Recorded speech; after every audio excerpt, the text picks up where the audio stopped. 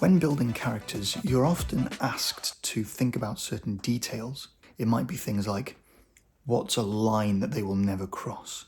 Or what is a way of living that they want to live by? What are some rules that they won't break? And these, of course, affect events in a story. But the thing I always found is that what you're doing is you're being prompted to think about abstract details about a character. But why would you want to think about those things if it has no relevance in a story that you're telling? You know, for example, like one of the person's mindset in your story might be, while they don't like waking up late, they like to be up on time. But if it never takes place in your story, it's like you never think about that sort of thing. Like, oh, what time do they like to wake up? Like, it's not important unless it's important to the story, and then you would have thought about it. You know, if they have to wake up early in the morning, then maybe you would have thought about, well, they don't like waking up early in the morning or something. I don't know. It's just a simple example, but you get the point. So if you're being prompted by, I don't know, any prompts that would ask you, well, what's a line that they never want to cross?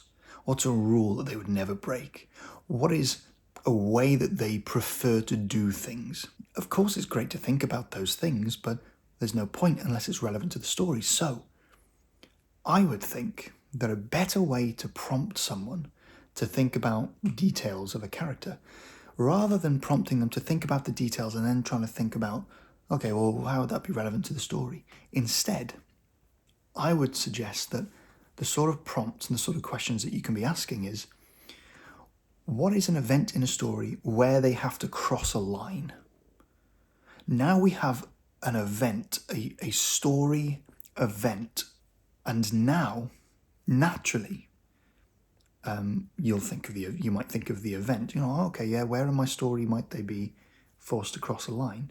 But at the same time, you naturally have to think back and think about, oh, okay, well, what is a line that they would never cross? And it kind of builds off of the event from the story rather than building from this abstract fact about a character that, a line that they wouldn't want to cross or a rule that they wouldn't want to break. And then you have to think about how that might manifest in the story.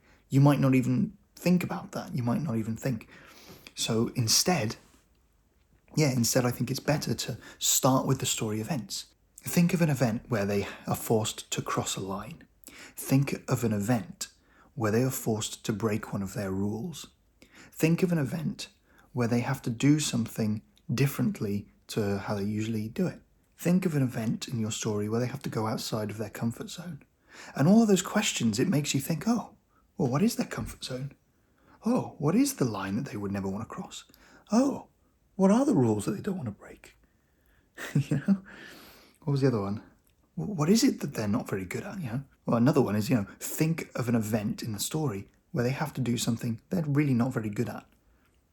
And now, well, first of all, you think of the story event. Oh, okay, well, what's a point in my story where they have to do something they're not very good at? Well, hold on.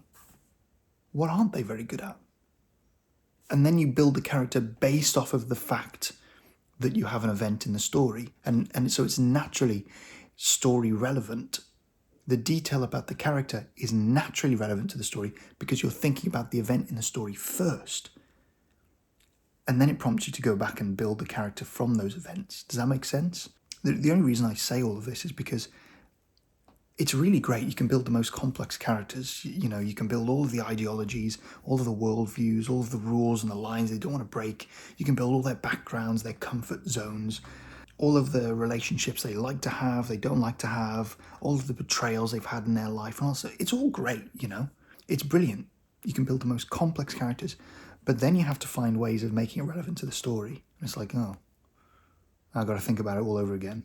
Why not start with the story events? So I hope that helped. I'm Joe Webb, a storyteller. See you next time.